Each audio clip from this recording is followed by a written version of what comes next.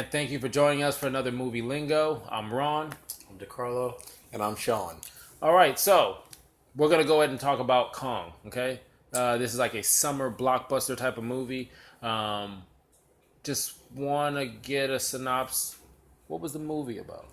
Oh, well, Kong Skull Island was about a group of Vietnam-era soldiers traveling to Skull Island to do seismological exploration, and they end up waking up Kong.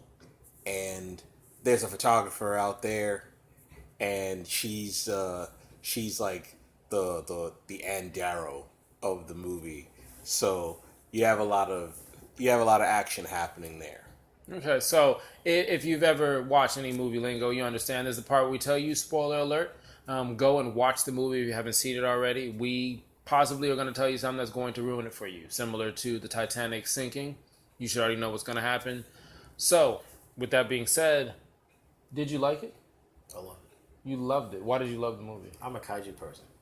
I love kaiju movies. I've grown up with kaiju movies. Okay, so elaborate, because someone like me, I'm just a casual movie person. Kaiju is actually a Japanese word, means large monster or big monster. Mm-hmm. Growing up with Godzilla movies and, the Frankenstein movie or the Gamera movie, anything that was pertaining to that when I was a kid, that was like the best thing for me. It was awesome.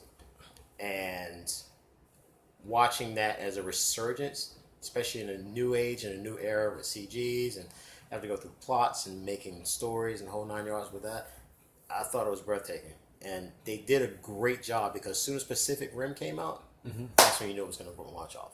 And it was perfect. And you had the best director to do it. Guillermo del Toro can do no wrong. Okay, so he's like a kid on Saturday morning cartoons. Okay, so clearly he liked the movie. What did you think, Sean? I thought that the movie had its moments, but I wasn't exactly in love with it. They tried to build a relationship with the characters that seemed very forced, and it didn't need to be that way because there was so much going on. There was so much going on at the same time that you couldn't really focus on one thing. It kept jumping from relationship to relationship, and it never truly developed the type of characters that you would need, like that you would find in Peter Jackson's King Kong, where I felt more love for Lumpy the Cook than I did for the white lady in Kong Skull Island, and most people they resonate with her. Okay. So right, so he liked Lumpy. Okay, so when that's his thing. For me, I felt similar to where I'm at now physically. I was in the middle of you guys. Basically, the way I viewed it was, I do agree with what you're saying as far as the connection. There was so much going on. I mean, the cast did a great job. I mean, right. Samuel Jackson, I can't remember anybody else in the movie, but they did an amazing job. Even if it was a small scene where it was like something a little bit to, add to the storyline as you got ready to go to the island or you were on foot in the jungle. But yeah, there was so much that you're trying to learn, love, relationships, where I felt that kind of got you lost in the jungle. I wanted to focus more on Kong, and they did a good job of balancing that out. But I still, overall, the way this looked, this is an official summer blockbuster. They spared no expense on it. The views, the action scenes, there wasn't a lot of low moments, so I really liked the movie. Now, you said that you enjoy this, not Pokemon style movie, but, monsters. What didn't you like about this movie? One of the things I didn't like, I was really conflicted because once you do a kaiju movie and you introduce a large monster, what I grew up with, they always had a theme. There was a specific set. When you had the skull munchers, I was like, I really didn't understand that criteria of a monster from that island. Maybe it was a parasitic format. Maybe it was something that had to do with the island itself on the island and nothing that was constructed by man. But I was really thrown off. I'm like, I really wish they kind of like, that example with the squid in the water. Okay, oversized squid, oversized Kong. that went with the theme with it. But these guys coming from underground and it kind of threw me off, and I was like, I wasn't really too interested in the skull crunchers, skull munchers, or whatever they were called. I really didn't understand their well being. But I guess it had to be the bad guys for Kong to predominantly fight. So I was alright with that one. Same thing with Godzilla, with that thing that they woke up and just so happened he's there. And I was like, I guess because I'm used to all the old Anguirus, Ghidorah, Mothra, and all the formats. Now you have somebody new. Maybe I'm kind of like prejudiced about it. That's just me.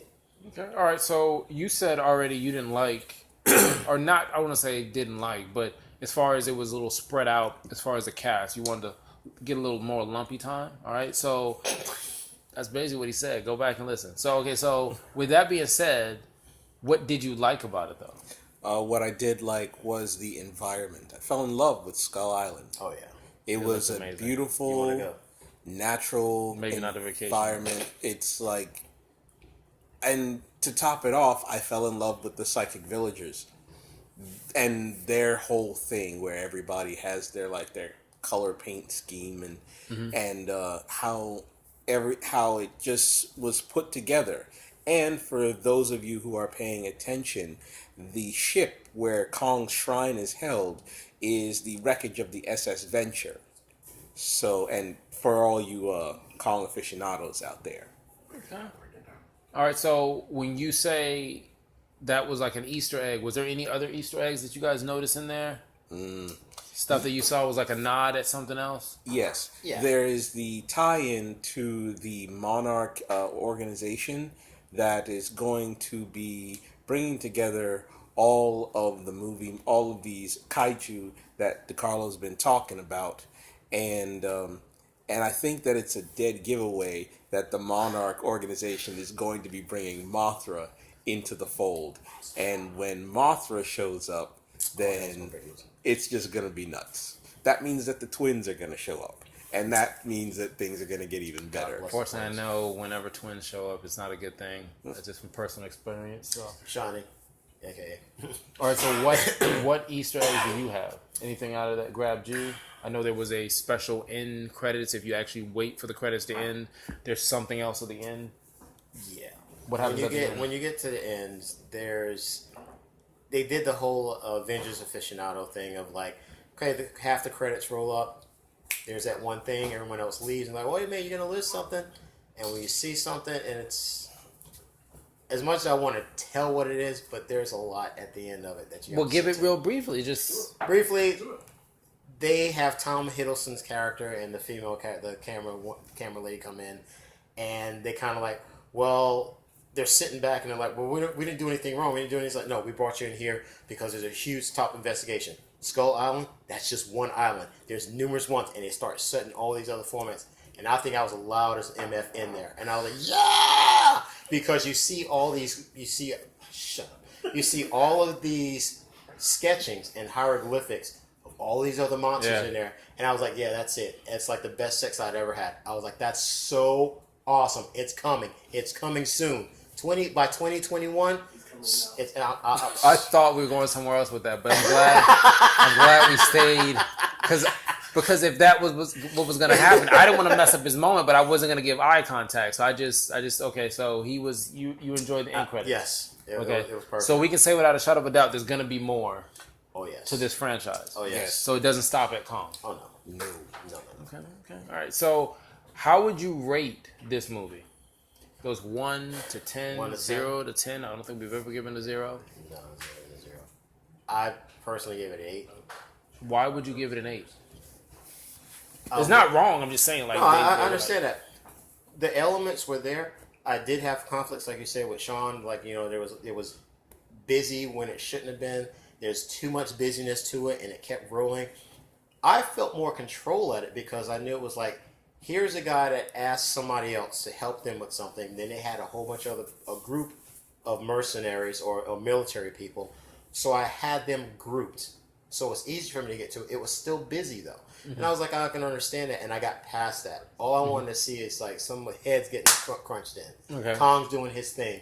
He gets messed up a little bit. He gets back up. He gets resurgent. And you see all that and it builds up to it. And he finally has that last moment. pound, pound, pound, boom, boom, boom, I'm king. Done. And I was able to still focus on that, and it was still there. Okay. And like I said, it was still too busy, and like I said, I disagree with the monsters that they had in there, and I was like, well, I don't know where they came from. But it still did what it was supposed to do. Okay, makes sense. All right, so I still think that he did live up to the hype. Okay, so at the end of the day, you felt the hype was good. You give it an 8. Sean. I would also give the movie an 8. Okay. I give it an 8 for Samuel L. motherfucking Jackson. Yeah, every time he brings it, man. And Hold it though. There's that one line that was so awesome. What line? Bitch, please. Thank you. Yeah, I mean, that's the one. I'm pretty sure he gets paid millions of dollars. Like, go to your trailer, come up with something that has a cuss word in it, and then bring it back. Like, what was to get off topic? There was a movie. What was it? Deepest Blue, LL Cool J. It was a shark Deep movie. Blue Sea. Whatever. Yeah, Deep Blue Sea. That movie was garbage. The only thing I remember about that movie was Samuel doing that epic rant before a fucking shark rips him off. It just takes his off into the deep blue sea. So so you rated an 8. Samuel motherfucking Jackson. What else you had? I like you gave it an 8, but like the question we're always gonna keep asking: Did it live up to the hype? Yeah, it lived up to the hype. I mean, you can't really get any better than just spearing a helicopter with a palm tree. Nice. Yeah, so nice. Beautifully done. Yeah. Hits you from left field, and it makes you understand that you are in Kong's house now. So Yep. Okay. All right. So for me, I would rate it a 8 as well. Okay, we're gonna make it easy, so no one has to use a calculator here. I would give it an 8 simply because I felt, even though yes, there were some issues with the cast, it was smooth enough if you paid attention to what they were doing. Whether it was the mercenaries picking off each other, whether it was the Skull Crushers coming up and being the villains that they are, you learning the island. I felt like the island was its own co-star from everything from that epic scene of the wall coming through where they had to go through it. Watching Kong, I mean, that opening scene where he's grabbing the helicopters and you could see the blades messing up his hands and the damage and the graphics on it. I mean, the detail of it has come a long way from, as far as me remembering as a kid, that shadowy Godzilla-like image, or if you ever seen Cloverfield, like they showed you the action scenes. They spent money on it and it was well deserved. I thought it was really cool, the setup, at the end, it felt like the music was similar to like Wonder Woman, where it was almost like you're in the cave, you're watching it. And even though for someone like me who doesn't understand the whole craze, I thought probably the star of everything wasn't just Kong. I felt like he lived up to the hype. I enjoyed the kind of the music. I'm really big on the music. I felt like it stayed in the 70s. It was stuff that you can sing to, you knew the words to. So I'm going to give it an 8 confident-wise. I can't wait to see whatever other monsters come out. All right, so that was a Movie Lingo, an epic living up to the hype Movie Lingo. I'm Ron. To Carlo. And I'm Sean. All right, next time.